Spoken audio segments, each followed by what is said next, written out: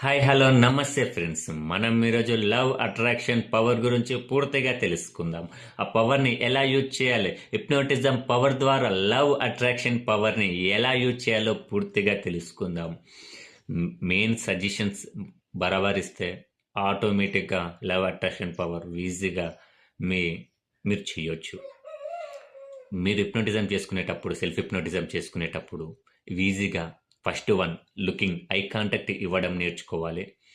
Next walking style. Third voice.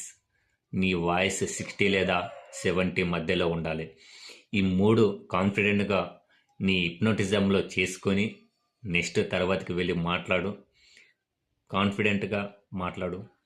100%, 200% success అవుతుంది. నాకు తెలుసు, ఎందుకంటే నాకు సక్సెస్ అయింది, అందుకే నీతో మాట్లాడడం జరిగింది. Thank you friends.